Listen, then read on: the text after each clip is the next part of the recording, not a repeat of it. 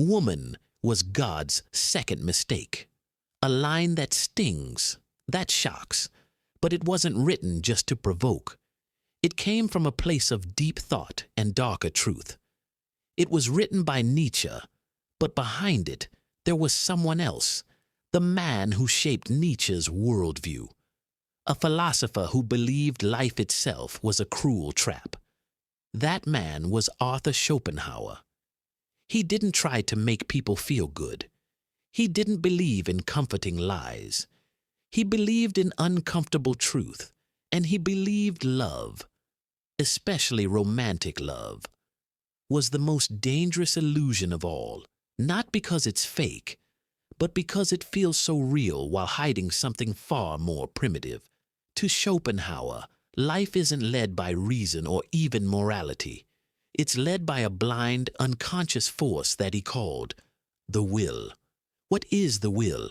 The will, as Schopenhauer saw it, isn't your personal willpower. It's not your drive to succeed or your motivation to act. It's deeper, more ancient, more universal. It's the raw force of life itself, acting through every living creature. From bacteria to humans, this will is working in silence, always pushing forward with one goal: keep life going. It doesn't care if you're happy. It doesn't care if you suffer. It doesn't care if you're fulfilled. It only wants survival, growth, reproduction, continuation. You think you're choosing your career. You think you're in love because you feel it in your soul. You think you're following your heart. But Schopenhauer would say, you're not choosing, you're being used. We're all puppets, pulled by invisible strings, and the puppeteer is the will. The great trap, love and desire, nowhere is the will more active and more disguised than in romantic love. You think love is magical, unique, yours. But Schopenhauer believed it's actually one of nature's oldest tricks, a beautiful trap to pull you into reproduction. It's not about two souls finding each other. It's about two bodies selected by the will to create more life. Even your desires aren't random. Men desire youth and beauty, not because they're shallow, but because beauty signals fertility. Women are drawn to strength, power, and security, not because they're manipulative, but because these traits signal a protector. These attractions feel emotional, but they're biological. They feel personal, but they're universal. They feel spiritual, but they're primitive. Love, according to Schopenhauer, is just nature putting on a costume. The costume looks like romance, but underneath, it's all about the survival of the species. The never-ending hunger. Why are we never satisfied? You want something badly, a job, a person, a goal. You chase it. You think, if I get this, I'll finally be happy. And then you get it. At first, joy, satisfaction. But then, boredom, emptiness, craving something else. Schopenhauer said, this is the cycle of life. Desire, pain, satisfaction, boredom, boredom, new desire. A pendulum swinging endlessly between two agonies, pain and boredom. You never rest. You never arrive. And that's how the will wants it. Because as long as you're chasing, you're helping life continue. Your misery means the will is working. Men and women. Different roles in the game. This is where Schopenhauer's most controversial ideas begin. He believed that men and women play different roles in the game of life, as designed by the will. And it's not about good or bad, it's about function. According to him, woman is the purest agent of the will. Man is the only being who can resist it. He didn't mean women were evil. He meant women are naturally aligned with life's mission. They don't fight the will, they embody it. Their instincts to nurture, to protect, to create stability are perfect for continuing life. In fact, Schopenhauer called women nature's guardians. They are built to ground life in reality, through home, children, emotion, and care. Men, on the other hand, are different. They can step back and ask, why? Why am I doing this? Why am I chasing this person, this goal, this feeling? Men, he said, have the strange ability to suffer for things that have no survival value. Art, truth, beauty, honor, meaning. They can go against their instincts. They can say no to the will. And that power? It's both their greatest strength and their deepest suffering. To understand Schopenhauer's view of women, you have to understand this. He didn't think they were evil. He thought they were natural, too natural, so much so that they perfectly embodied the will itself. Where man could sometimes resist the will, through philosophy, art, or even spiritual denial, woman followed it instinctively, not because she was weak, but because she was designed that way. Woman is not just a person, she is a function to Schopenhauer. A woman wasn't just an individual. She was a metaphysical tool, a biological instrument of life's survival strategy. Everything about her, her emotions, her instincts, her physical body, was crafted by nature to serve the will's one goal: continue life. That didn't make her bad. That made her perfect for the will's plan. Where men get lost in ideas, women stay connected to what's essential: safety, comfort, security, children, daily survival, not because they choose to, but because nature has wired them for this. Emotion over intellect. Schopenhauer believed that a woman's power is emotional, not intellectual. While men might strive to understand abstract truths, women are more likely to stay in the present, focused on relationships, feelings, and the immediate environment. And again, this isn't about inferiority, it's about purpose. Emotion helps build families. Instincts help protect children. Connection helps form bonds that keep the species alive. In this way, woman becomes the bridge between the invisible will and the visible world. She doesn't question life's purpose. She lives it. The will lives through her. Schopenhauer went so far as to say that woman doesn't resist the will because she is the will, expressed in its most natural form. Through reproduction, nurturing, and emotional bonding, women carry the flame of life forward, generation after generation. This is where their true power lies, not in strength, not in logic, but in influence. She doesn't need to dominate. She attracts. She doesn't need to convince. She connects. And this kind of influence is more powerful than most men realize, not because it's loud, but because it's biological, unseen, instinctive, unstoppable. Designed for reproduction and survival, according to Schopenhauer, a woman's natural role is reproduction. She is the vessel through which life continues, the guardian of the next generation. To him, women were closer to nature, closer to the earth. That's why he wrote, "Woman is by nature meant for the home and for bearing children, not because of culture, not because of oppression, but because the will engineered her that way." Now, in modern times, this idea sounds outdated, even offensive. But Schopenhauer wasn't writing social rules. He was describing what he believed was a metaphysical truth, that women didn't just participate in the will, they were it. Power by design. So what does that mean for men? It means that while a man might think he is making a free choice when falling in love or starting a family, he's often being pulled, not by reason, not even by emotion, but by the will working through her. A woman becomes the embodiment of everything the will wants: fertility, safety care, continuation. And this, to Schopenhauer, made her dangerous, not in a violent way, but in a biological way, because her very presence could derail a man from his path.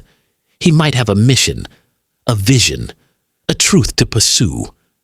But the moment she appears, the will inside him awakens. Suddenly his focus shifts.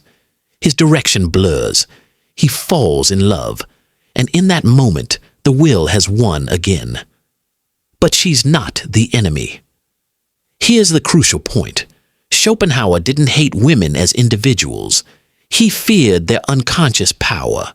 He saw them not as schemers, but as carriers of something far deeper, something ancient and unstoppable. They didn't manipulate by choice. They acted on instinct, the same way animals act on hunger, the same way trees grow toward the light. They weren't trying to deceive. They were trying to survive. And in that survival, they unknowingly became tools of the will, beautiful, emotional, seductive, and terrifying. So where does all of this leave the man? If woman is the perfect agent of the will, designed by nature to continue life, then man is the exception, not because he's stronger, not because he's better, but because he can do something no other creature can. He can resist. The one who questions, while women live in harmony with nature's plan, reproducing, nurturing, and surviving, men carry a strange and painful gift, self-awareness. A man can stop and ask, why do I want this? Is this really my choice? Am I chasing love or being used by something deeper? This ability to step back and think is rare in nature. It's not normal. It's unnatural. And that's exactly what makes it powerful. Man, in Schopenhauer's view, is not just another animal. He's a being with the capacity to see the game and to say, no, I won't play. But that awareness comes at a price. The cost of freedom. When a man wakes up from the illusion, when he sees how the will has been using him, he begins to suffer differently, not like before, not with the pain of desire, but with the pain of isolation.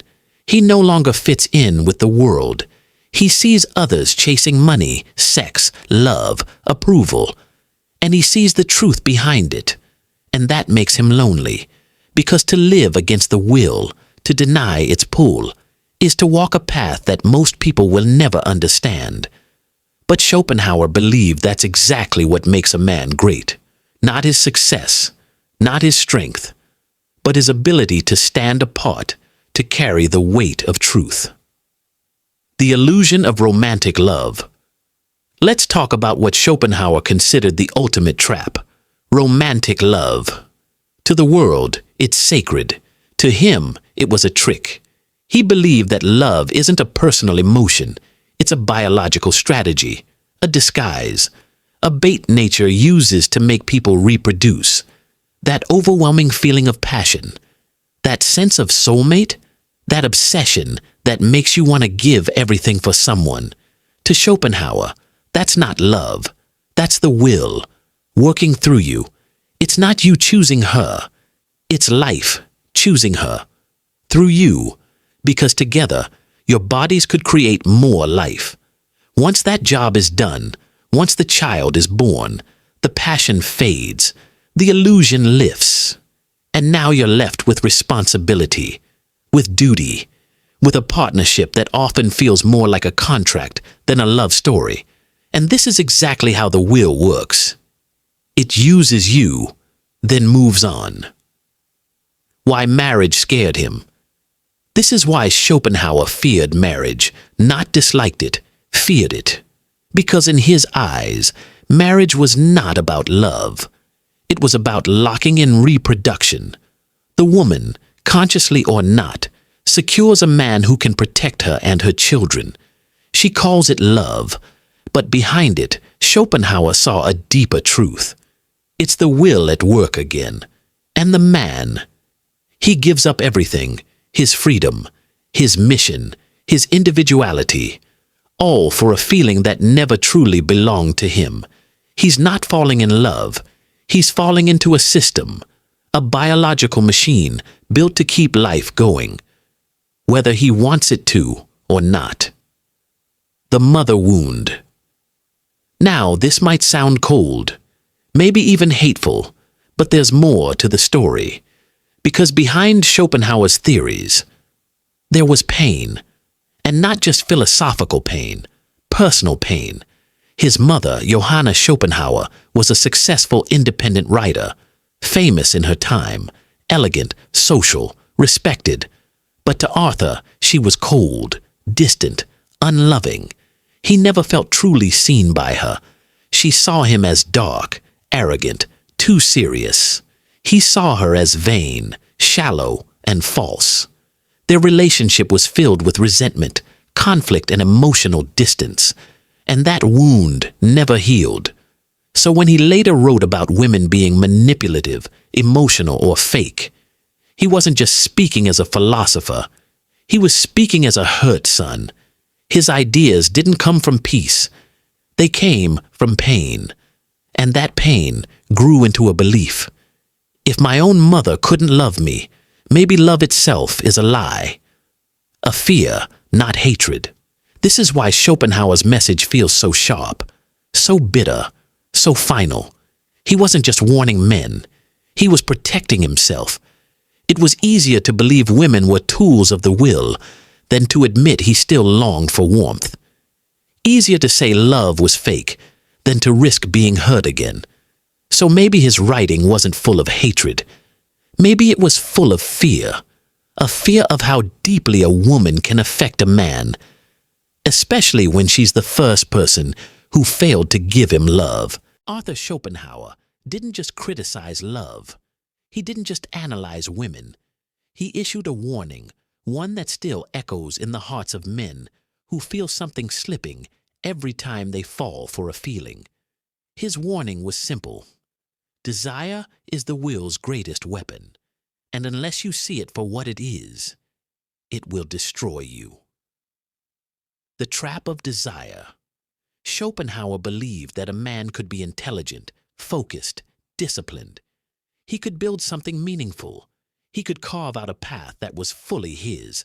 But then, a woman appears, not as an enemy, not with force, but with beauty, emotion, connection. And suddenly, he forgets. He gives up his direction. He trades purpose for passion. He thinks he's following his heart, but he's actually being pulled by something ancient, hidden, not his own. That's how the will wins, not with pain, not with fear, but with pleasure. How the fall happens. The man tells himself it's love. He says she's the one. He believes this is